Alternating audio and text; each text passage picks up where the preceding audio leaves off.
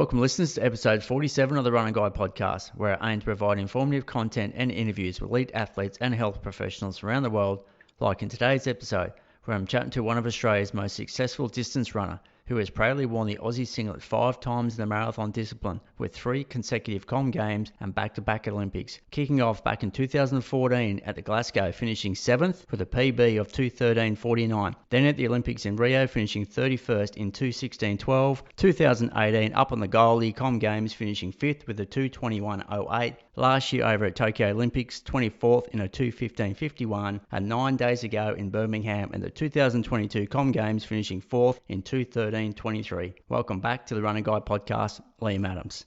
Thanks for having me. No, great to have you back, Liam. Look, I want to congratulate you. It was a courageous effort, mate, all the way to the finish line. I can see that you sort of had the third guy up the road. You probably had him in your eye for quite a while trying to grab that bronze. You and Jess certainly made watching a marathon live stream become a lot more doable again, mate. So, yeah, fantastic, mate. It was great to watch, great for the sport. Cheers, mate. Yeah, it would have been great to get that bronze medal. I was reeling it in, but just couldn't quite get there in the end. If I had another couple of 100 metres, who knows? It could have been a great underdog story for me. Yeah. It was the old 7-second thing. It reminded me, didn't we go back to the Goldie and you missed out on 2:11.37? Yeah. Yeah, the old 7-second thing. I thought, there's that 7 seconds again. Yeah, pretty much, yeah. Yeah.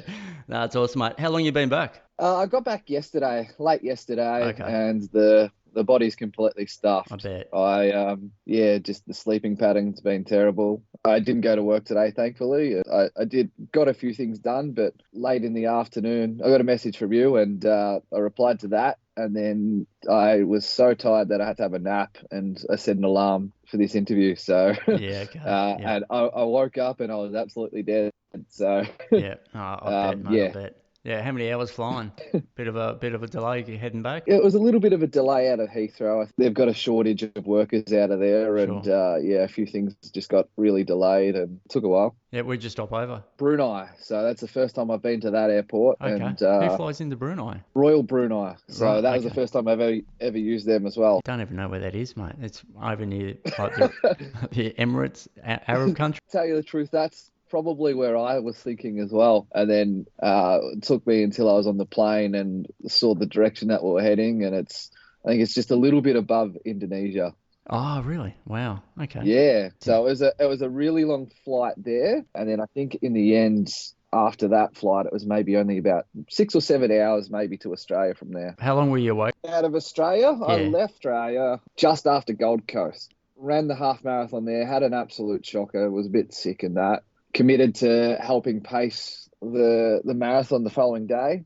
Did that, and then went home the following day after doing the pacing duties at Gold Coast Marathon, and did a quick pack and got on a plane after that. Geez, you must have been shagged when you got off the plane. Straight into prep for Comm Games. That's hardcore. No, well, I was a bit surprised. When I got off the plane after Gold Coast, I thought maybe I might be a bit stuffed. I had some really bad blisters in the actual half marathon. Tried a brand new pair of shoes because I'd done this really good session in them, and just thought, yeah, let's try these for the half marathon. And I think the fronts of the shoes were a little bit too big, so my feet were sliding around in them, and I got some really bad blisters. Okay. And then had to run a marathon following day. I think I ended up doing about 33K in total of pacing, and my feet were in so much pain after that. Just some really bad blisters, some blisters in some awkward spots and some different spots I've never had, and the toenails were kind of in a spot where there's a couple of toenails with fluid underneath. Someone who's been around the block so many times, I thought you'd know all that. Yeah, I know, yeah. That's obviously a golden rule. I was originally going in with the intention of I stick with the trustworthy shoes that I've been wearing, that I know go well, and for some reason I just veered from that, went the shoes that I thought, oh yeah, we'll give these a try. I'll be wearing them for Commonwealth Games. And then I was originally going to be wearing the new shoes in the pacing duties, and just for some reason reversed it and paid for it, and Okay. Got over to Switzerland and just really hit my straps. So I was doing some 40K days, straight into 40K days. And my second day at altitude was a session. I did it was a double quarters. For those listeners who don't know what that's a bit of a staple session for distance runners. It's 8 times 400 meters with 200 float. Generally, most distance runners will only do one of them. And I decided to do back-to-backs of them. So I did 16 400s with 200 float, and it ends up being 9.6K. And I did that in a sub 30 straight at first session up at altitude, which, I was a bit shocked at. I didn't think I'd be doing that straight off a plane and at altitude and with some pretty bad blisters on the feet. So No, that's unreal. That's confidence building for sure. Was that on a grass track or? No, they had this lovely athletics track up in St. Moritz. Okay. The height of altitude up there, I think it's about 1,700, 1,800 meters. Yeah, the great thing was the athletics track was less than 100 meters away from my Airbnb that I hired up there. So Okay. it was great. So there wasn't accommodation organised for the Aussie guys over there preparing for Comm Games? Some of those guys had their accommodation organised. I had to organise all my own stuff, and I was kind of told that I wasn't allowed to. Well, if I wanted to do my preparation in, say, America at Flagstaff, which was the original plan, Commonwealth Games Association, Athletics Australia told me Commonwealth Games Association wouldn't pay for any of my flights to Commonwealth Games. So I had to make sure it was into Europe for them to kind of pay for my flights. And then I was told that possibly my accommodation might be reimbursed to an agreed amount, which I haven't heard a thing about it. That was kind of like a selling point to get me there whilst their athletes were over there training. Look, I haven't heard anything. Hopefully I get some sort of reimbursement for it, and I'm not going to hold my breath. Yeah, that's just the way it is. So, disappointing. It'd be nice to know you guys are getting looked after. Yeah, I know the other guys will be all sorted, but I don't know. We'll see what happens with me. Now you're a qualified Sparky. Can you sort of control, you doing stupid hours in those years when you're getting, doing your apprenticeship? You got sort of a little bit more control over that now to help you prepare for these major events? Well, I was doing some crazy hours during my apprenticeship, and I think there was weeks where I was doing 56 hours a week and doing the training on top of that. And it was just to a point where I was just like, I need a day off. I have to go home today and I'll just go sleep. And I think recovery is more important than getting out there and doing a run. So it was affecting my training and that. But I've kind of moved from the company that I was working with from my apprenticeship, and it was kind of COVID affected and that. So it was kind of this opportunity where that happened, and I found a new opportunity with another mob, and that was doing a bit of solar work, and that was kind of commercial work and these big, it was some big projects that we were doing. So there's one project that we did last year, which probably the biggest rooftop install in the Southern Hemisphere. It's something ludicrous. It was 10,000 panels, or it was thousands and thousands of panels on this roof. And this roof was twice the size of 2 athletics track. I moved into a more labouring job, I'd say, with solar, not massively electrical, but it's quite physically demanding. Carrying these panels, which are 23 kilograms each, and it's just one man carries, and they're just awkward to carry. And if you've got a windy day, you're in for a bit of hell there. These things can throw you around like a kite. Wow. So it was, what I've been doing over the last few years is probably a bit more labouring on the body, but the hours are probably a bit better. The guys that I've been working with the last few years have just made work enjoyable, and maybe recently it probably hasn't been as enjoyable, and maybe I've probably been feeling that physical demand of the job a bit more. I've struggled a fair bit recently, and it's I think the stress that's been going through work at the moment, and them trying to put more roles on my plate. Facts once I finish work, I've always had this idea that once tools are down, my focus goes towards the running, and over the last few years, I've kind of found that it's kind of been a little bit the opposite. So there's been a bit of stress that you'd have to take home, and you're thinking about work outside of working hours. And it's been tough these last couple of years as well. So it was enjoyable, and then I think once COVID hit, I think the the focus had to get back on work and working big hours, because that Olympic prep that I did, I think my savings account took about a $28,000 hit during that period. So because I'm full-time casual, I don't get annual leave or sick leaves or anything like that. So once I go do some altitude training and that, so if I was to go to Falls Creek, for me, by myself, I'm no longer in a training squad. So whatever accommodation up there is pretty expensive. So if I'm doing it solo, I'm paying about $5-6 grand to do altitude training and get a place by myself. So things like that, that all adds up. Flights, accommodation somewhere. If I have to travel overseas to race, it's all pretty expensive. And when you accumulate those altitude stints and the preparations for marathons, and say for the Olympics, I think I had about 8 weeks off too. Same as Commonwealth Games, I had about 8 weeks off, where I try and become a little bit more professional and train like a professional athlete. So they take a hit.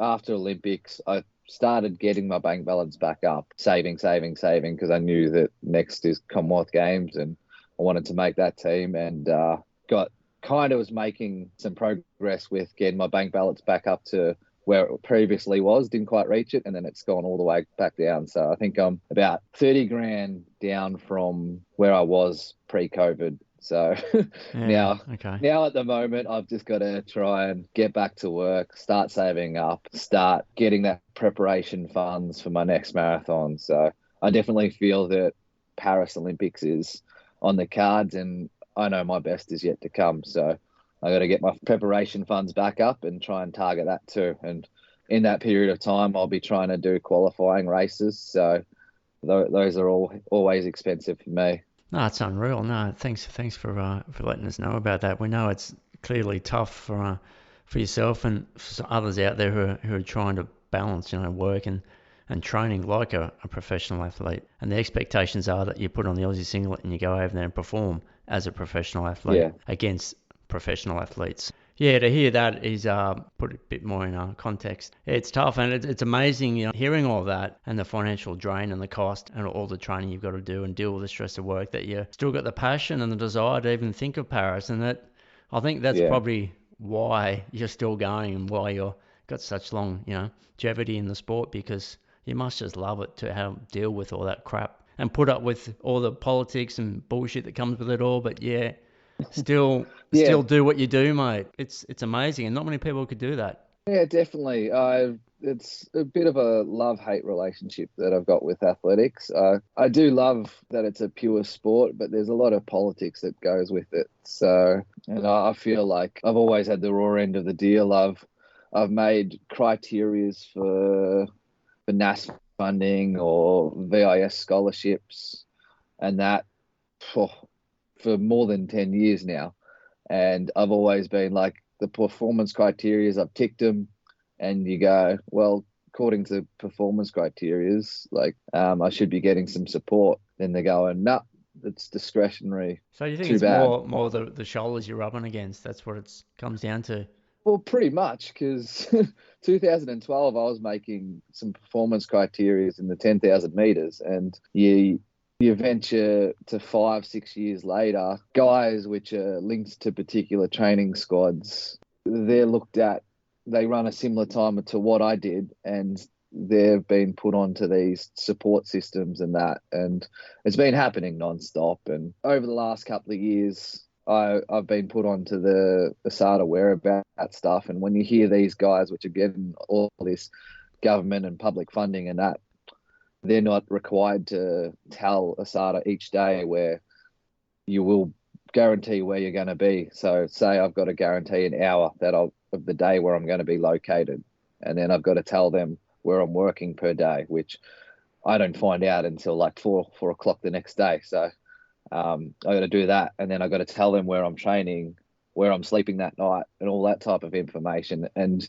these professional athletes don't have to do it. And I just find it strange that I'm the amateur and they're the ones getting funding. They're the professionals, and they're not required to do it, but I'm required to do it. And it's just strange.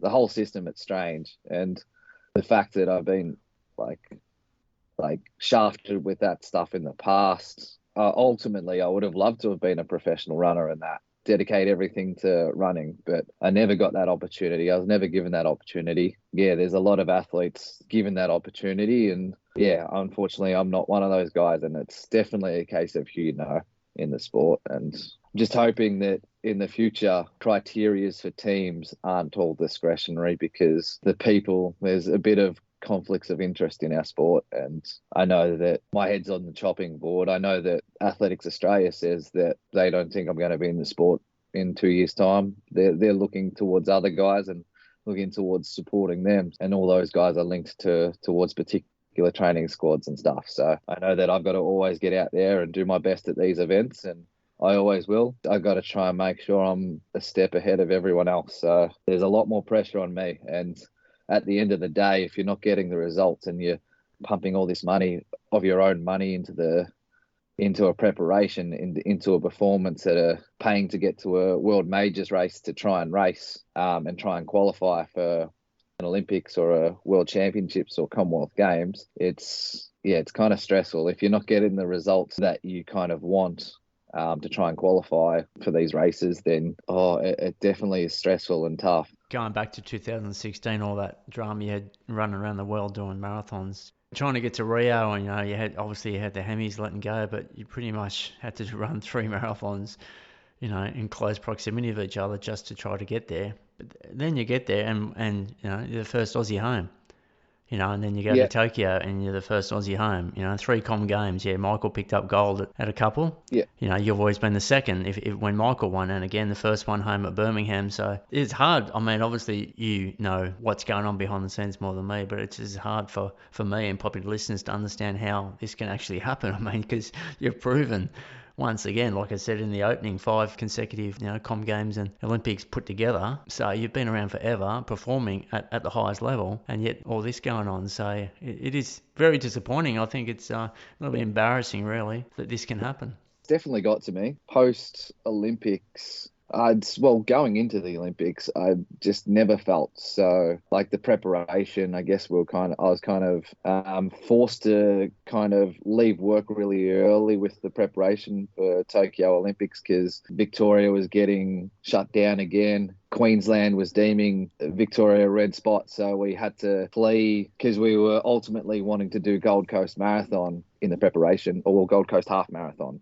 So we had to flee Victoria 2 weeks before that, and that wasn't on my card. So we went to Canberra, came up to Canberra. Then there was a few COVID cases in Canberra, so we had to flee that early. And Queensland had just taken Victoria off the hotspot, so we were able to get into Queensland early. And then Gold Coast Marathon got canned 2 or 3 days into it. It got canned, so that race wasn't done. It's just been a whirlwind, but that whole period of time just felt so alone. I know that all my fellow teammates were getting support just there at the Olympics. A couple of things happened to me at the Olympics which really hurt. I think there were some things which were done deliberately. And post Olympics in hotel quarantine, when you're nursing an injury that you had in the leading to the Olympics, I had a bit of osteitis pubis and was just in terrible pain in hotel quarantine. I think hotel quarantine aggravated it. Coming out of that, getting back into work, doing my back straight after that at work, just because I was overcompensating because of the osteitis pubis, and I kind of slipped on an icy roof. I kind of was trying to stabilize myself, slipped on an icy roof, and over this last half year, it's kind of caused havoc. I've just, through that period, I've just felt kind of, just after Olympics, just really disappointed with the sport. Just felt alone. I just kind of felt like I'm in this by myself, and I've been really disappointed. I kind of felt like it's been a period where I kind of thought I lost that passion for the sport and that drive for the sport. But thankfully, I kind of found it these last few months. I've been getting some form back. I kind of got over a bit of glandular fever from the start of the year and a few other things that happened, and started finding that passion for the sport again, and that drive to try and get personal bests and try and do my best at these big events like such as Commonwealth Games or the Olympics. So I found that, and they've always been my ultimate goals since being a kid, was to represent Australia and do my best for the green and gold. So I found that passion again. But there's a lot of things where I'm disappointed in the sport, and it hurts, and you just kind of sometimes feel that it could possibly prematurely stop me from reaching my potential in the future. And I know my best is ahead, and I know that I should be able to make Paris Olympics, and I should be running my personal bests well into the next few years. So I'm just hoping that these things that happen that a lot of people don't know about in this sport, I'm just hoping that these things don't happen to me in the future, because I know I've got my best ahead of me, and if I can do it, then hopefully I can make Australia proud with better results at these events. Yeah, well, you certainly did that 9 days ago, mate. But what you've just been telling me then, is that sort of landing on someone's ears that can sort of do something with it? Like, surely there's someone behind those doors rather than just the normal people that make these stupid decisions that can say, yeah, look, Liam, I'm hearing you. We've got to sort this out. Surely what you did at that Games was just awesome. And Jess and all the Australian runners and everything. It was fantastic. But just talk about you personally. You know, what you were doing in that race was just astounding to watch, and was just so exciting to watch. And I think you're just out there doing it, doing the best you possibly can, seeing what you could do on that day.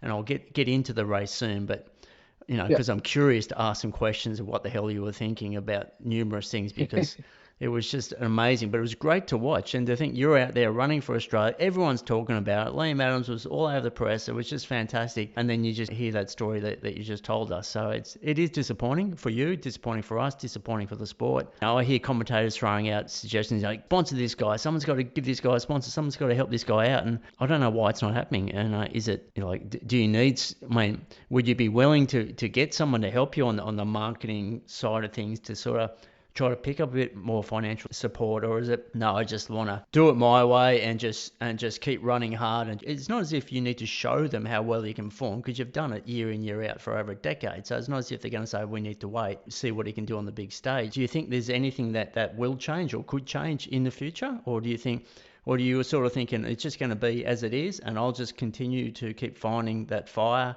to perform better and run for Australia, and if nothing more comes out of it, then I'm happy? There's a lot of Yeah. questions in there too. Sorry. Yeah, no, there's definitely. I know that quite a few of them that you've asked. So Yeah. I'll start with, since I was making criteria, say since 2012, I kind of knew that support from VIS or Athletics Australia was just never going to happen for me. I could go run these criterias, and it was always going to be a case of discretion. So look, I've accepted that. I know what the cards that I'm up against, and I know that I can do it without their support. And so be it. It may be unfair that they'll select other guys. Say for Tokyo Olympic, I think I ran the fastest time by an Australian since Lee Troop in, no, it might have been 2004, 2008. So the fair period of time, and they decided to support my fellow teammates ahead of me, and was given no reasonable reason into why they decided to support them over me. And I don't know, so be it. I don't care. I'm glad that those guys got the support. I know where I stand with Athletics Australia, and I don't really care anymore. I would absolutely love to have some sponsorship and try and be able to get into a position where I can alleviate my work hours. So if I could reduce my work hours down from 40 hours a week to, say, half a week, that would be sensational. And I'd probably take on a sponsorship if that was the case. But generally, I feel that the sponsorships that kind of get offered towards myself probably being just mainly product and stuff, which I've got a heap of products. Like I used products from like 5 years ago. It's like singlets, shorts, whatever. Yeah. I tend to try and not throw out stuff. So I think you're a I'm higher still caliber using stuff athlete than just a product sponsored athlete. So and the thing is, they're expecting me to, like, that type of sponsorship. They're expecting me to wear the exact same singlet as a guy who makes a salary and who's making a living and lives a professional life doing that as a career. And I've got this backstory of I've still got to work 40 hours a week to to support my running. And it may have been just before Commonwealth Games, I decided to start wearing my tradie singlet, and as a bit of a sign to show that I'm different to the guys I race. I'm a full-time worker. They do that for a living. I do this outside of work. I do it as a hobby like everyone else in the world who does running. Your everyday weekend warrior, your tradie runners and stuff like that. I'm doing the exact same thing as them. I think once I won Melbourne Marathon in it, I had thousands of messages saying, "Oh, that was incredible what you did, racing professional athletes and being able to stick with them and get the win was incredible." And they were saying it was so inspirational. And I've just, ever since then, I've found that there's been more value in wearing my tradie singlet and representing the everyday weekend warrior, the people who struggle with the 9 to 5s and trying to balance the running in with their work. I've found that representing them has given me more value than what a sponsor, which is just offering me a little bit of product or something like that. It'd be sensational to be able to get a contract where I could reduce my hours or become a professional athlete and then give my all to representing Australia, which I always do. But obviously you'd love to get out there and do double runs and that. And I know that I can get my mileage up a lot higher than I do in a lot of these preps. So it'd be great to be able to do that. But look, I've kind of accepted that, that might not happen. So I don't really mind. I'll continue to wear the tradie singlet, continue to try and inspire the everyday runner. It's a fantastic story, mate, so far, and it hasn't finished yet. Look, let's head back over to Birmingham, mate, and I know everyone's keen to hear about that run that you did. It started off as a jog, and I could see you sort of running next to Andy there and having a bit of a chuckle, going, "What's going on here?" Like it's like a neutral zone in cycling, you know what I mean? You got to go slow before the marshal gets out of the way, but. Yeah, about 2 minutes 40 in, you thought, nah, let's get moving, and you started just run off the front, and just as that happened, Simbu, Felix there, jumped out of the group and sort of went, and you looked over your shoulder, you saw him coming, and then you guys sort of jumped down the road. You were happy to go on your own then, before Felix joined you? The thing, I definitely was very happy to go on my own, and I feel that I'm probably a lot different to a lot of those guys. A lot of their races, they've been in packs and they've been paced the whole way. I've only had maybe 2 races that I've been able to race in a pack, get dragged through.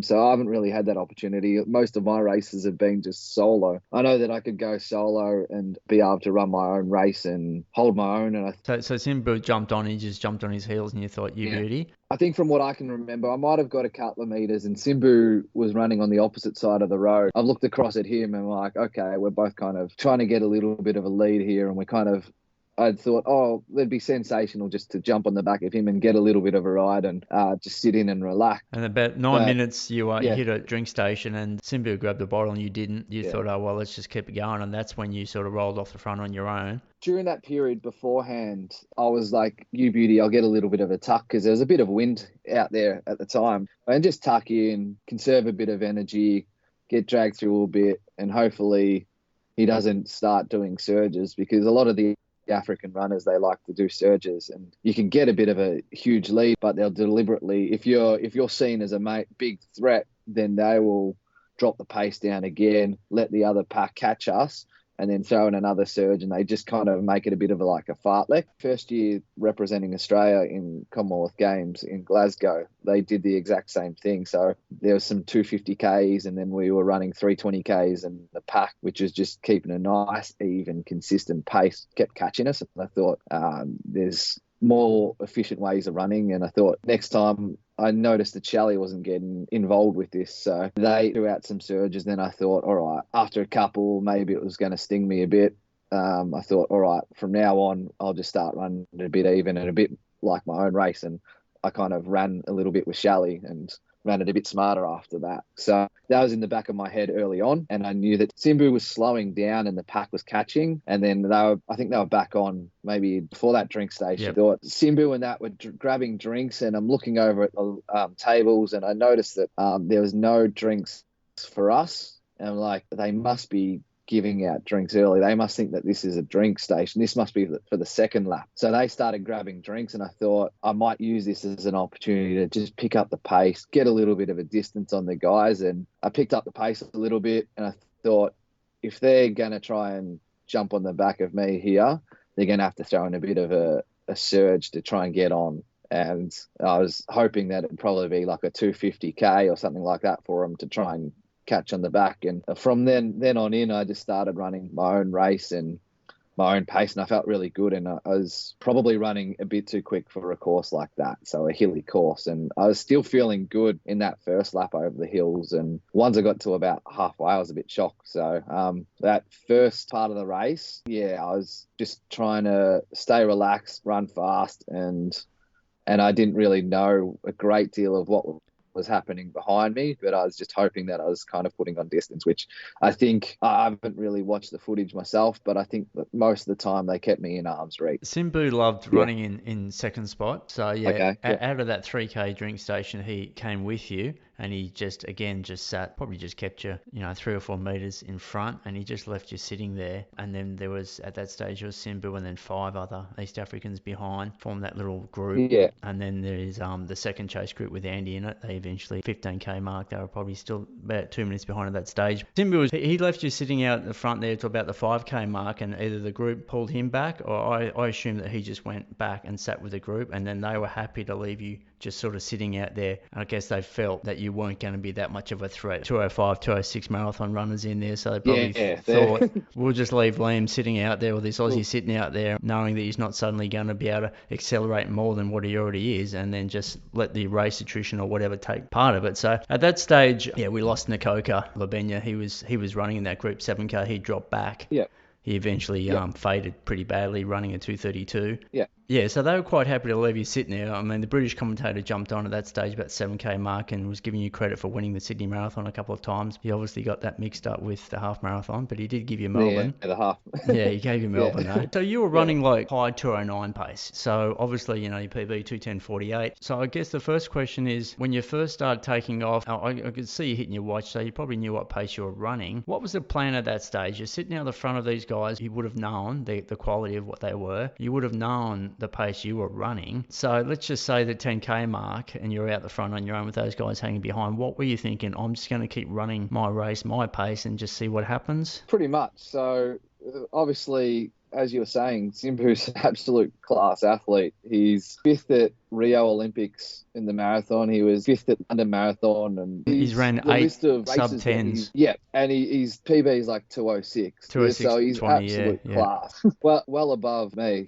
Obviously, you're going to struggle to try and drop a bloke like that. And he's obviously class. He can kind of run it a little bit his own way. So you were never thinking, because I'm thinking, okay, Liam obviously knows these guys are quality runners. He's quite happy to be out there on his own. Everyone's different. You obviously like to be out there on your own. Some runners may have thought, look, I'm just going to go back and join this group. But you're probably thinking, if I go back and join this group, then I'm playing their game. At least if I'm out here, I'm sort of making them think twice about what their original plan would have been. Exactly right. So they obviously wanted it slow to start with. They were probably going to throw in surges and stuff like that. So I was kind of hoping that they were still going to play that type of game with each other. And maybe they all weren't probably looking to run a super fast time. They were just probably going for the win. So they might have wanted to run really slow and just do enough to get the win. So I thought it was a perfect opportunity to kind of attack him, kind of get him a little bit out of their comfort zone. And I think they ended up, quite a number of guys, these guys are 205 runners, and a number of them were blowing up towards the finish line. So Karuri, who just finished behind me, he's a 204 bloke, and he's been 4th at Berlin Marathon and has a tremendous record over the marathon. So to have that type of quality, blow up that type of quality athlete, and then mix it with the guys in front, and that, it was incredible. And I think maybe I put that down towards tactics that I used against him. And I'm pretty happy with the result I got. I think it definitely shows that I've got some big PBs to come in the future. And yeah, the guys, I just thought that was the right tactic to do, to kind of run my own race. I kind of know that I can do that. I feel like I'm a strong runner, that I can hold my own pace for a large period of time. I don't really need pacemakers, and I honestly don't know how I would have went with sitting in the pack and trying to kick down. I'm not sure how I would have went. Maybe I could have gone better by doing that, but nevertheless, I went with the tactic that I thought was right. At the end of the day, that tactic helped make me mix it with the best in the world. So I think I did all right. You went through half in 64.34, so 2:09 pace. How were you feeling at that time? Were you thinking, this is the fastest I've ran, but I'm good to go, like this is what I can do today? Or were you starting to think maybe I've gone out too quick? Was there any times, I mean, I'll talk further in the race when there's a couple of moves that actually happened that actually really broke up the race in a sec, but at the halfway mark, how were you feeling when you saw that split? Not that I saw you look down at your watch at the halfway. I saw you look at the 20k, but I didn't see you look down at the halfway. I did look at the half. Oh, there was a clock. Oh, okay. At the halfway mark, I've looked at it. I think it was like 64.29. I think I clipped through at that clock. That's probably the reason why I didn't. And I was keeping tabs on the splits I was doing throughout the course. Yep. And I remember there was some downhill sections where I was running about 250, or some flat sections where I'm running 250. I'm going, I know it's way too quick, but I feel really controlled and relaxed here. And there was some slow sections up the hill, and I was trying to be conservative up the hills, but I was still going along at a pretty quick click. And I thought with the first 3K that we did, I think a couple of the Ks are about 3:30 pace, which I think that's probably around 2:30 pace maybe, or something like that. I don't know. I think we were running around 2:30 pace for the first couple of Ks, and I thought any chance of running a fast time probably went out the window. And when I saw that I went through halfway in 64.29, I was a bit shocked that I'd gone out that hard, and I kind of was feeling good at the time. And it wasn't until probably we came out of that park and we hit that headwind again where I thought, oh no, like maybe I've gone a little bit too quick. And then we hit a few of those hills in the second lap, and I've gone, okay, maybe because the pack had finally jumped on the back of me again at around the 25k mark. So I thought, okay, maybe I now tuck in and play their game and try and get a good ride here, and just try and fight for medals here. And that's when my race tactics kind of changed from trying to run away from them to playing their game. And it was kind of struggle street after that, really. Yeah, those hills were just brutal, mate. They were just brutal. Especially as out of that second lap, that last 7K, it all just seemed uphill. It seems like we would turn a corner and then we were faced with an uphill, and then you'd get to the top of that hill and then it'd be like a sharp left or a sharp right. And you'd turn the corner and go, surely it's going to be flat from here. And you got another uphill. And it just seemed like we kept climbing. And there was obviously a couple of little downhills in there as well in that section. But it just seemed everything was all uphill. And it really affected everyone, that last 7K. And the guys around me, like, that's where I probably started attacking Karuri on a couple of those hills. I thought, all right, I can make a move here. I tried to relax and stay behind him, and he just looked incredibly smooth. I'm just like, when's this guy going to kick away from me? And I was just a bit surprised that he wasn't kicking towards the other guys, trying to fight for the medal. He just looked so smooth and so relaxed. And I thought, I'm just like, maybe that's just how he looks, even when he's super exhausted. So I just thought, I've just got to try and push here and try and reel in the third runner. And he, like, I could see in the distance, he's looking around, he's super exhausted, and I just knew that I was catching him. It was, I think I saw a split. Maybe I was 40 seconds behind him with 2K to go, and I just thought, just keep looking at him, keep attacking him, keep looking at that third spot and keep trying to get him. I knew that he was running scared towards the end. Just heading back, I was interested to see when it all sort of broke up, and it was 78 minutes in. And 25k, and you guys had just come through a station, and you had to go straight up that hill. That I think that was the second time, because it was an 18k loop. Yeah, it was about that. Yeah. Yeah. So you would have been up that hill before, so you knew it was coming up. And Victor Kiplagat, he from Uganda, he basically thought, okay, we're on here. And he's moved to the front and taken control, and he sat on the front for the rest of the race and ended up winning. Yeah, so he went, and obviously Simbu, I was calling Simbu the Sailor, Simbu the Sailor, jumped on it again, sat on second spot. He was just covering anyone that was out the front, and it's funny enough, he finished up second, so he deserved to be. Yeah, so he went, and that's for the first time that, okay, pressure's on now, because it really went into single file. That's when, you dropped back to fifth, had a good side-on view of you running up that hill, and we could see you was just working, you know what I mean?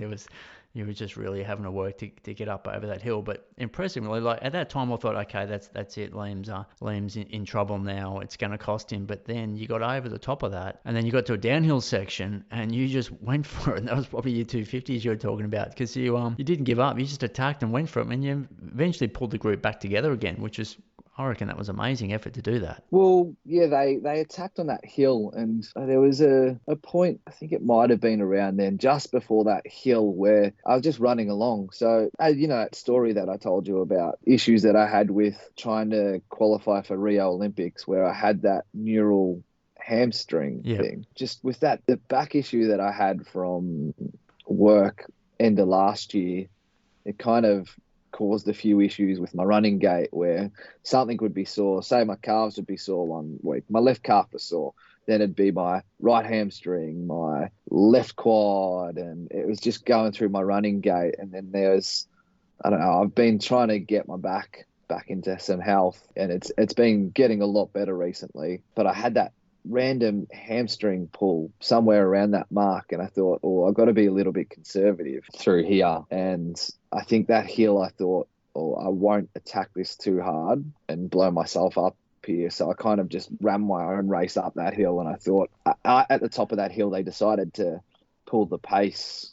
Like, I think they reined the pace back in and they slowed down a bit. And I thought, all right, this is an opportunity for me to try and get back on there. I think there's a drink station too. They might have slowed up a bit for a drink station when you're running down that hill to get back on. Yeah, I think so. And I thought, this could be a point where I can kind of just get back a little bit ahead, put some pressure on them, make them think twice about getting that drink and getting that down, and kind of try and change their race tactics a little bit and get them second guessing and doubting themselves a little. So I thought, get there. And I think it's kind of funny, you haven't seen that type of thing for, I guess, obviously Shelley did it, but you haven't seen that done by an Australian for a while, where they're kind of putting the pressure on these quality Africans, which are 205 blokes, 204 blokes, 206 guys. And I thought I'd just put the pressure on them and just, get them second guessing again. You're like that mosquito at night when you're laying in bed and it's dark and you're just trying to swipe it and you can't get it. Zzz, in your ear. When's this little Aussie going to go away? Yeah. Well, it's funny, after the race, I think what I did caught them off guard a heap, because they were I think they had a fair bit of respect for me after the race, and they came up and shook my hands. Even the following days after, you made it a brutal race out there, one of the guys said in the village the following day, and I gave him a bit of a handshake and had a bit of a laugh with him. So, they thought I was a crazy Mzungo. So. The British commentator that I was watching, I'm not too sure what the 7 stream was, but he was a British commentator anyway, and he was actually mentioning about all the Twitter's messages coming through from people who are just really giving you huge kudos, and some of them were some of the East African countries who are, their runners were out there, but they still were saying, it's unreal to see someone being so bold and courageous and just, putting it on out there. I actually did. I had a number of messages from Kenyans and Ugandans and stuff like that. So guys which weren't there racing, they were saying congratulations, great run. And I even had one guy saying, I want to come to Australia and run with you. So, which is strange. Usually it's the Australians which are looking to go over there, or Americans or British runners which are trying to do training over there and learn from the Africans. So you should have said, it's a bit funny. How do you go carrying a 23 kilo solar panel? Yeah, that's it. Yeah. You got to do your apprenticeship first, mate. But it was great, wasn't it? When you're actually running and I don't know if you even think of that when you're out there, but you would have known who you're surrounded by, what company you were keeping. At this stage, were you thinking, I can win this? And the second question is, which of the East Africans do you think was going to get up, or it didn't matter? They were all just as good as each other as far as you're concerned. Look, I knew they were all quality. I knew that a number of them had like 204, 205, 206 PBs. So I tried to, like, early on, I was like, I'm going well. For some reason, no one's on the back. I'm feeling pretty good doing this. And I was getting a fair bit of confidence through doing that, racing that way. And once I joined them in the pack, they didn't go flying past me or anything. So I stuck with that pack for a bit. And I thought maybe they're pretty exhausted. Not every day that you do a hilly course, a hilly marathon like this. Maybe they really don't like to do this type of marathon, a hilly marathon, and it might take a bit out of them. I knew at the Olympics that I had beaten some 204 guys as well. I had a bit of a sprint finish to the line at the Olympics with a 204 guy. I think he ended up getting done for doping that race too. So I knew I could mix it with that type of those type of guys in like brutal and hard conditions or hard courses. So So you were sort of thinking like, I'm feeling good. Yeah, I know I'm running quick, but who's to say that I can't pull this off? I mean, like you said, that it might be stinging their legs a little bit. I mean, I'm not going to assume that eventually they're going to come past me and I'm going to finish whatever. You were still confident, hopeful. Hey, you never know. Miracles happen. Exactly, exactly. And they hadn't put the foot down or anything like that. So I knew that a lot of them were hurting. So I was just tried to stay focused, stay confident, and try and give it my all and try and go for the win. But obviously, I always knew that these guys were a class above. But I was just going to give it a crack and see if I could match it with them. Can you remember a certain time in the race? Probably was when Victor took control and started running away with Simbu. But it's not as if, like I said, they were putting a lot of time into you. I mean, Victor ended up beating Simbu by a couple of minutes. That was in the closing Ks. Is there a certain time that you can remember looking down the road you thought, okay, I ain't winning today? Well, once Simbu and Victor made that move and got a bit of a distance on the guys, I kind of thought, okay, that's them going for home. But you never know. Those type of moves can blow you up. I remember at Gold Coast Commonwealth Games, I went with the surge at just after halfway. I knew the pace was pretty hot. And after about a K or two, I've just made a really bad choice here. And I knew I was going backwards after that. So I was kind of thinking that could be a possibility that could happen to those guys, but ultimately those guys are 205, 204 guys. So I kind of knew that was probably the move that they were going for gold. And then there was a number of 204, 205 guys which were stuck around me, and I'm sure if they were feeling good, they were probably going with that move. So it kind of worked out that those two guys they're chasing the golds and silver. And hopefully at the end of the race, we can maybe see them and try and hunt them down. But the pack around near me, we're all trying to fight for that bronze medal. So that's kind of where focus went to, was that kind of bronze medal from then on in. It certainly happened on that hill, and Kiplagat just sort of thought, okay, it's time for me to take control. And it looked like he just, a quick surge, like you mentioned, that they do, dropped it to 250 pace. He was so smooth and so comfortable looking. And I just thought, okay, he's the man to beat. He just, he's like, okay, it's time for me to take control. And he went off. And Simbu was just hanging on. But just wondering, if you decided to try, because it did break up on that climb. I know you're saying you felt that neural sort of hammy, so you sort of thought, I'd better play it safe here, but it did string it out really, really quickly. And I'm just wondering if those guys who were 204 runners you were running with, they really should have responded there, but maybe those hills was just getting to them. And that was before the brutal final 6-7 Ks of climbing. Yeah, I thought if they were relaxed and the first half was easy for them, then they were probably going with that move. So,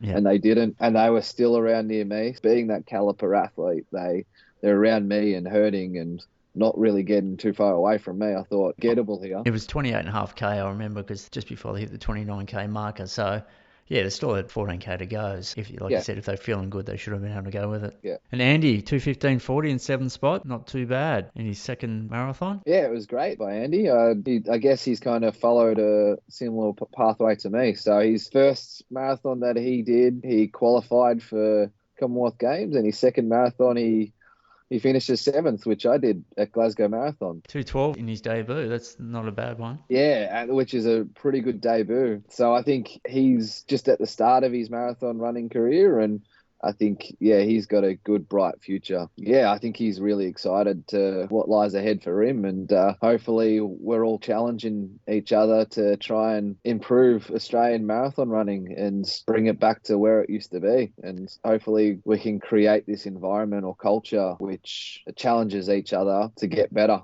and improve and mix it with these world-class athletes. The future's definitely looking exciting. There's no doubt about that. And yeah, Andy's just one of 8 or 10 guys at the moment who I reckon the next couple of years are going to be running really, really quickly. So it is exciting. It's going to be harder and harder to get a singlet. Like you said, it's just going to push the competition and everyone's just going to be better at it and run quicker. Yeah, so definitely, like these guys are all quick runners and they're all stepping up. The way that you approach other races, you're generally keeping super fit throughout the year. It kind of feels like marathons, you're putting these stints of about 10, 12 weeks. Sometimes you might even only get 5 weeks of prep, like I did for qualifying for Tokyo Olympics. But you're dedicating that period, you're giving your all, and at the end of it, you can't go out and run another marathon 2 days later, 3 days later. So it's a huge dedication. And I think a lot of those guys will probably end up respecting the distance pretty quickly. And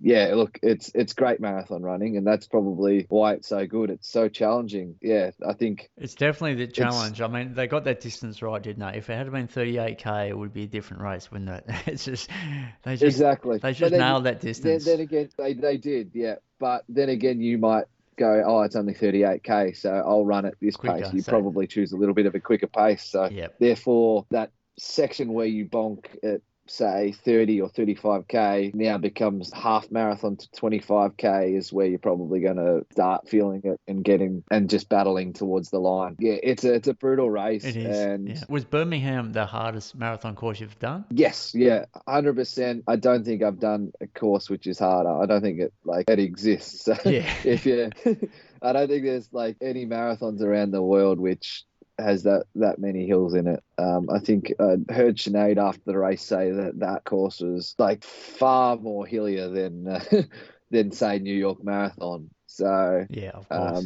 And you got a good measure of steepness of hills, like a 6%, 8%, 10% climb. Does that mean anything to you? So if I said to you, were some of those climbs like 10% steepness? I don't think I've run too many races or anything like that where you get something which tells you the gradient. Yeah, I think it's just a cyclist thing that we learned.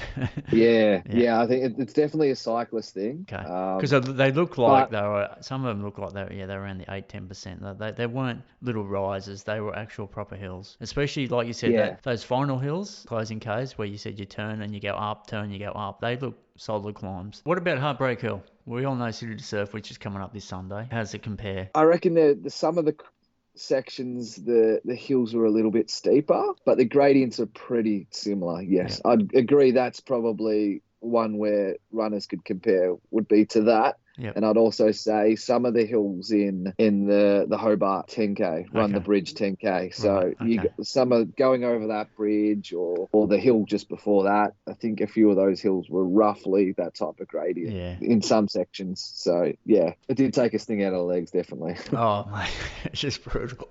Whoever came up with that course, honestly, just put him out to pasture. That's just not fair. Well, I kind of met the guy who helped do the course afterwards. Really? And was he a cyclist? No, he does a few other courses. Was there a reason that they had to put that hilly part into it? Like, you don't just do it for fun, surely. They wanted it to be challenging. Yeah. But then when they went, like he said, when he went back, I saw him the following day as well, and he said he went back and watched the race and didn't realise how brutal the hills were. So he apologised. He said, sorry, yeah, we probably made it a bit too hard. So yeah, it's funny. And we should mention Jess. Oh, incredible what all the mums are doing marathon running. It's just great to see what they're doing. I was stuck in doping control after the race. I wasn't allowed to leave doping control to see Jess finish. So I was absolutely shattered. That was just incredible to see. It was such an emotional moment, mate. It was very emotional. I found it emotional, and even when I finally got out of doping control after, I think it was like 4 bottles of water, 3 bottles of Coke. Finally got out of there, and then I got to see her medal presentation. Okay. And I'll admit I had a few tears in the eyes, so it was great to see. It see was. Jess up there and get such an incredible win. She was just so strong over those final climbs. You should compare splits, mate. She might have got you in those final Ks. Oh, she probably did, I reckon. Yeah.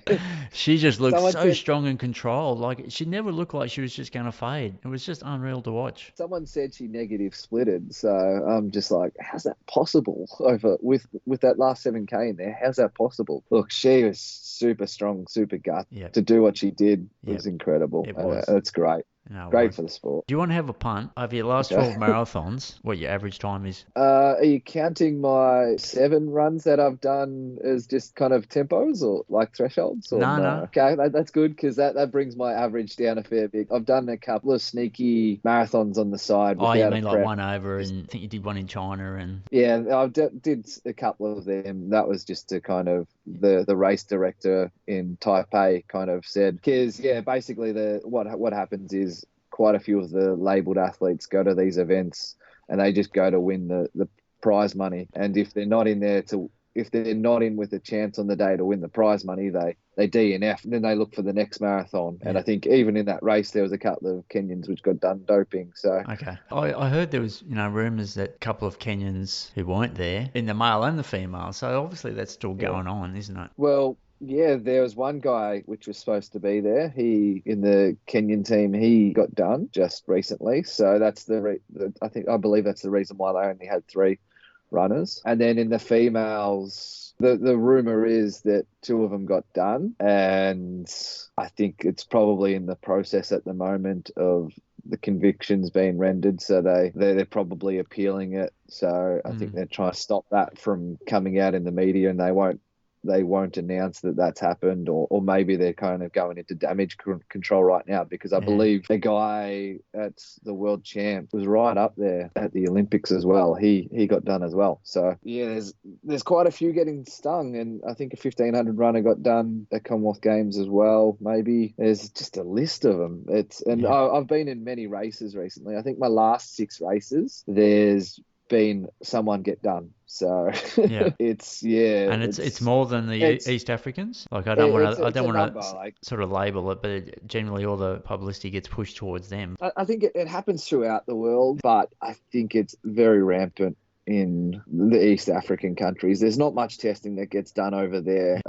It's funny because it ruins your reputation, because they're always considered just elite athletes anyway, just from their lifestyle and their environment. Yeah, exactly. But that's the thing, though. It's so competitive over there that it's the 212 runners wanting to become 206 runners. Yeah, and then the 206 runners wanting to become a 203 or a 202 runner, just because it's so competitive over there. Yeah. It's so cutthroat. And I think there's still guys who are super fast, which have never done a doping control test. I think it's only now that they're starting to implement a system where if you were to represent Kenya, there's a new rule, because Kenya's considered a high-risk country. So they've now made a rule where if Kenya was to have an athlete represent them, they've got to do 3 doping control tests within, I think it's like maybe a year and a half. So I think now we're actually seeing athletes get done, and the fact that now that these doping controls are now not staged. So you heard the story of Kiprop and him making up an excuse, something along the lines of doping control tells him 2 weeks before that they come and test him, and then they didn't give him that notice of 2 weeks early, and then he tried to say that the system was corrupt and that they did something to his sample and whatever else. So I think they're now cleaning the sport up a bit more. It's always disappointing to see that there's so many athletes doing it, but the positive is there's a lot of positive tests coming out and they're getting done. So therefore it should be cleaning up the sport. I think it's a good thing. I think it's a good thing that these guys are getting done, because in my prep, I think I've had about 3 or 4 doping control tests in the last 2 months. So I'm just a sparky. So these guys are professional athletes, and that's a profession. That's how they make a living. That's how they support their family, support their tribe, and support their communities. So there's lots of pressure on them to run big races. I hear stories about the agents that are making money out of these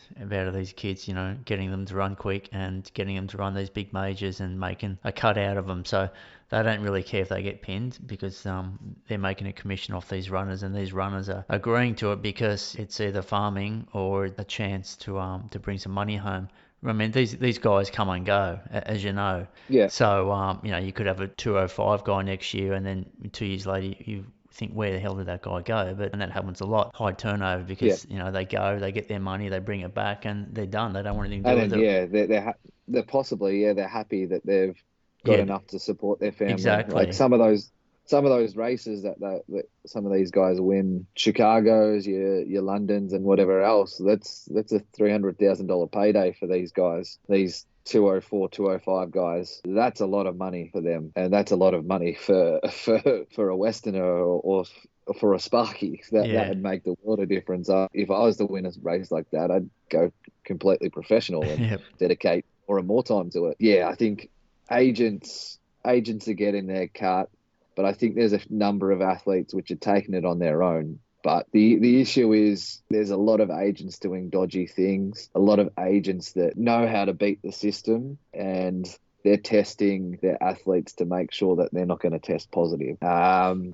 There's still a number of athletes doing some really dodgy things, which is frustrating that they'll probably never get caught. I guess the managers and athletes that are a bit more negligent and probably don't know what they're doing or as well as they're doing, or they're a bit unlucky that whatever they've done is a day before getting drug tested. I think the fact that a number of them are now getting pinged is just great. I just think the biggest shame is there's a number of managers out there, I won't name, but that you see on a yearly basis, you go, oh, that's 3 athletes or 4 athletes per year that are getting done for doping. And you're going, what is the sport doing about that? They're doing nothing. They're absolutely doing nothing. It kind of feels like they're kind of protected species, some of these managers. So that's another disappointing thing about the sport, and that does get to me. But end of the day, I guess it's irrelevant. I'm just trying to run personal best, be the best I can possibly be, and obviously try and run the best I possibly can for Australia. So just got to try and ignore it as much as you can, even though it's hard to ignore. At least I know I'm doing it clean.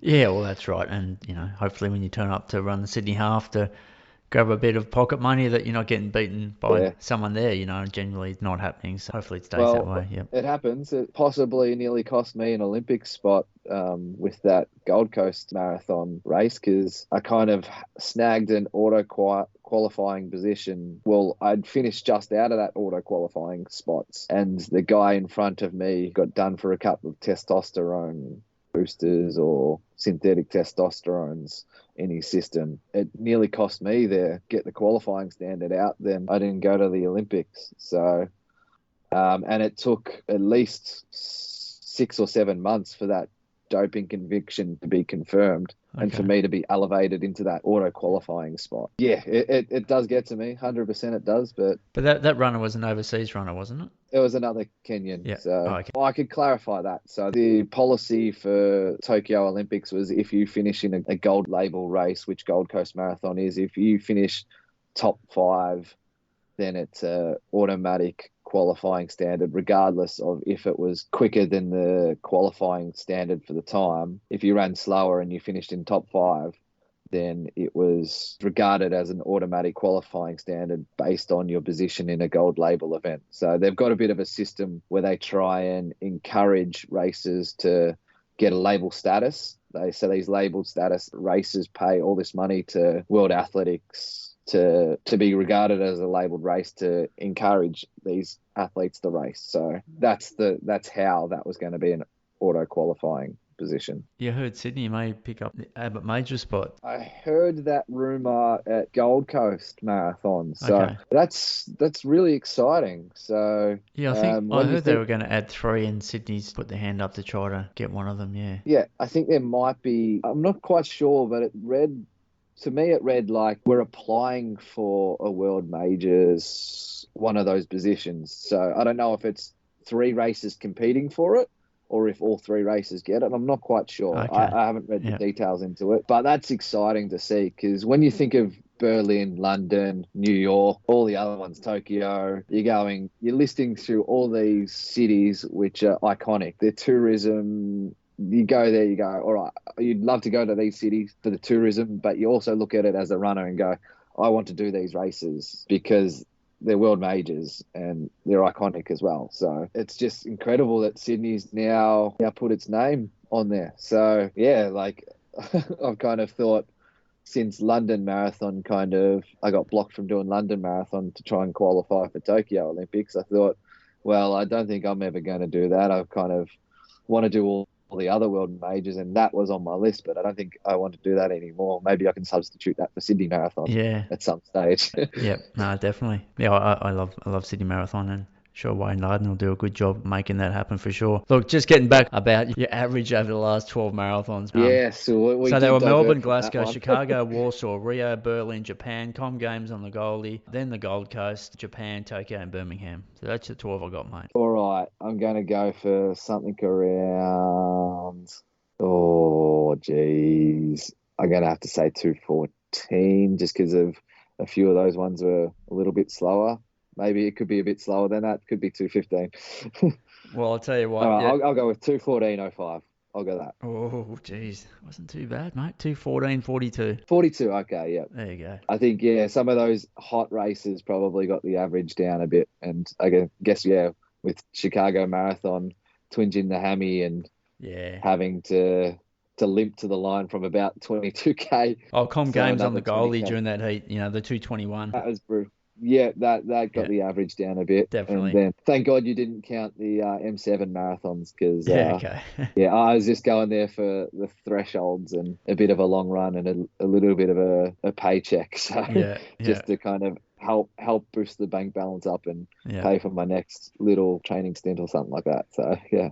But 214 is not a bad average over 12 major marathons. Not too bad. You're pretty consistent there. Yeah, that's not too bad. And hopefully I can chip away and keep getting that average a little bit lower. Yep. And I know I haven't reached my best yet. My current personal best is off a 5-week preparation, which was hindered by had fires, those massive fires which shut down, which made it impossible to train in Sydney. Made it impossible to train in Melbourne, and Falls Creek was kind of closed, so couldn't get up there, and only got to do like 4 or 5 week stint preparation. So that's where my PB is, 2:10:48. Like Biwa, Like Biwa on a windy and cold day. On a poncho day. Poncho day and doing that all solo. I know my best is yet to come. Yeah. I definitely feel a sub 210s on the card, and hopefully I can put a minute or two into that and see where I can end up. It's going to have to require me to sacrifice a bit of my wages and be a bit more strict on how much I can spend and just sacrifice a bit of my salary per year. We just need Qantas and Woolworths and Harvey Norman all jump on, mate. I mean, there's something there to market, mate. I don't know why they're not doing it. That's what I said. Have you thought about getting someone to help you out? Like, seriously, there's a product there. I can see it. Cadbury, Coca-Cola or Powerade. No, keep you away from the sugar, mate. It's no good for you. I've seen the inside of your car, mate. Mona's, Mona's, he did all right with his Mars bar ad, so if they can jump on board, that'd be great. Mona's a bit the man to help you out, mate. He knows how to turn silver into gold, that bloke. Yeah, he sure does. Yeah. Yeah, look, anything, if there was anything out there, I'm not going to hold my breath. I'll just keep doing what I do, and I think that I can still run massive personal bests off what I'm doing. But on a serious note, mate, have you thought of getting someone to help market you, to try and pick up something to help you out? I don't know. Like, you got to back yourself, mate. Like, honestly, I know it's hard for you looking at yourself in the mirror, but from our side, there's a product there, and if you don't ask, you don't get. Yeah, I guess that's completely true, and I think there's probably a little bit of my downfall is I get a little bit afraid, or I'm one who doesn't really ask for too much help. Yeah, I think that's a downfall for me, and maybe I could probably do something like that and see if someone can help me out with that. You can't expect that they're going to come knocking on the door. You sort of got to start being a bit more proactive about it. And, I know you're busy, but surely there's someone and yourself can sort of look into it. I wouldn't. I hate publicising myself. I understand that. I do my best to... I know that, but we all want to see that 208, mate. Yeah, I know, yeah. So definitely I probably need someone else to do it. But yeah, look, be sensational. It'd be great. Maybe it's not possible in an Australian market, but I know that there's some of my other fellow marathoners they're on some pretty good deals with sponsors, and they're also getting a little bit of their flights accommodation and stuff like that paid by Athletics Australia or VIS or whatever it is, the systems that are in place. So if I can somehow bridge the gap between that, what those guys get, that type of support, then yeah, it would probably go a long way in improving myself as a runner and a marathon runner. It definitely would, mate. And I know you'd be curious to actually see what your potential is, when you can do it. Because there have been times when you've done some big blocks, 240k weeks where you just focus just on running, such as an example up in Forest Creek, and you just couldn't believe how well you're absorbing the training, and clearly the results come. So Yeah.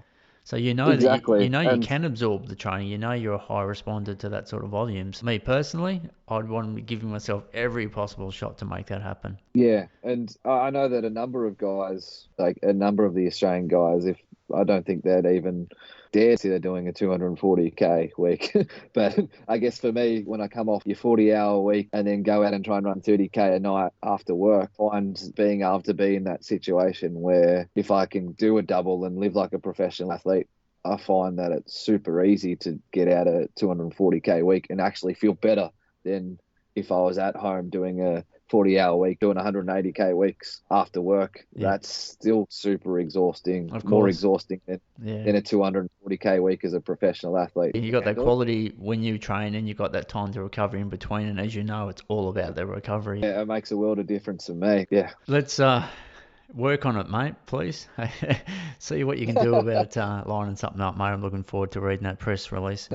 Yeah. What's next on the calendar? I can't imagine to see you in Sydney on Sunday for the Run to Bondi. Well, you just might actually. Okay. I thought Liam, you're crazy enough to turn up. Surely the pens are gone, mate. You must be falling asleep right now talking to me. Come on. I was falling asleep just before, but I'm a bit more awake now. I just hope I can get to sleep after this. The legs pulled up really well after the race, so I've done a couple of runs over there just with travel and just having a bit of a busy schedule after the race too. I didn't get in as much running as I would have liked over there. I still haven't done a session since the race, so I know I recover quickly from marathons, and I kind of want to test out how well I can recover. Charlotte was doing this race originally, so I'll be going up there anyway. Okay. And have you got a bib yet? I do have a bib, yes. Okay. And I've been fortunate enough to have someone a company jump on board, and they're going to help pay for my flights and accommodation there. So, see, there you go. We're only talking about 5 seconds ago. See how quick it works. Yeah, so my flights, because I've booked so late, flights and accommodation are super expensive at the moment. Yeah. So it's costing about $1,000. So I think they're going to reimburse me to get me up there. So okay. What's the City Surf pay these days now? Ironman are taking it over. Has it changed? Well, there was nothing. It was just product stuff and flights. I think it was a Seiko watch, which is a beautiful watch that they'd give after the race. And then there was a period where it was like some flights overseas. A couple of different airlines jumped on board and were sponsoring, and it changed a couple of years. I think it was United one year, it was Singapore another year, and then it was Lan Air another year. Yeah, they've jumped on board. I generally try and use those type of tickets to get overseas and do a race. So they've been really good to be able to do that race and try and get some flights to go try and target a marathon overseas or something like that. So they're not handing out checks for 10 grand? Yeah, there's no. I think there's a rumor that goes that they've only,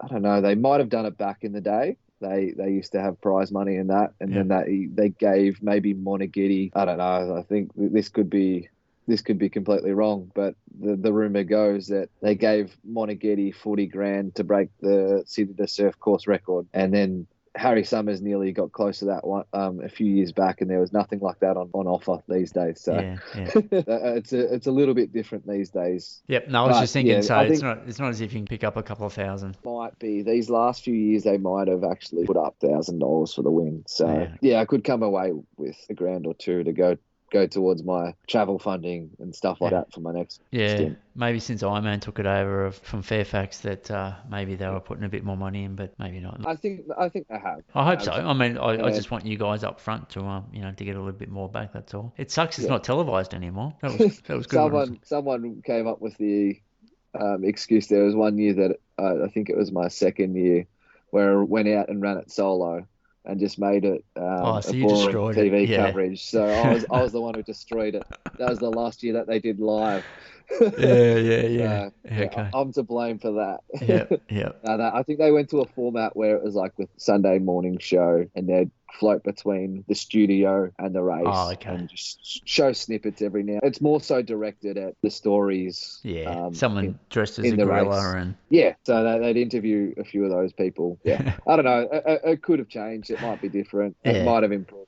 No, It it'd be could be great to get easier it with back some more live again. changes. I think it'd be good. I do remember as a kid seeing it on TV as a kid, and that was probably roughly around when I first started getting interested in running. You'd see Moneghetti or Lee Troop, and they're battling some Tanzanians to the line. It was incredible seeing those races, and yeah, it's something that went onto my bucket list as a little kid of, yeah, that's something I want to do in the future and Yep. try and win. So What have you done? Half a dozen yeah, or more? I have done five. I've done five, and the record stands as 2 wins. My first two times I did it, I got 2 wins, and then I've had 3 silvers since. Oh, okay. Yeah, right. Yeah. Uh, Yeah. hopefully I can even it up.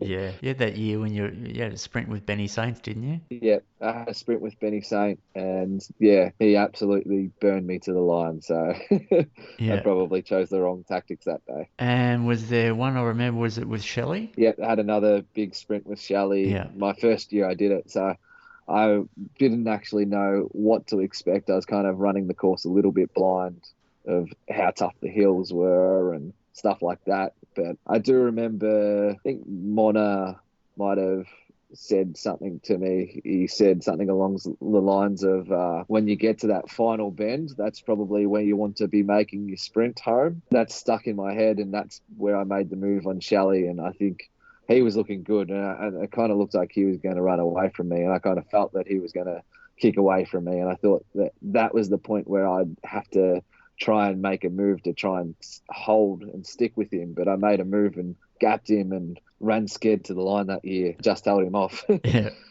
Yeah, it's a fair run in the old course from that corner, so it's not as if it was a 100 meter Yeah, sprint. It was like, oh, geez, waiting yeah, for Shelley to come past you. yeah. That final bend's now a bit shorter, It is so now. It and is. Yeah. you kind of need to get into a good position before that bend because it's a bit of a wide bend, and if you're trying to pass on that bend, you're running a fair distance further. So I think that year that I had that sprint with Benny, I probably failed to get to that corner first and got myself into a bad position. But he put distance on me in the end. So yeah, he powered to the line. No, it's great. It's a great race, that. What about World Cross at Bathurst? Is that something you'd consider, or you sort of moved on from that? No, well, I'm considering getting back into the cross countries again. So I haven't really raced the cross country properly since it's been a long time. Let's just say that. Generally, I'm with the AV races. I'm just doing thresholds and stuff like that. So I ran a national cross for a while, and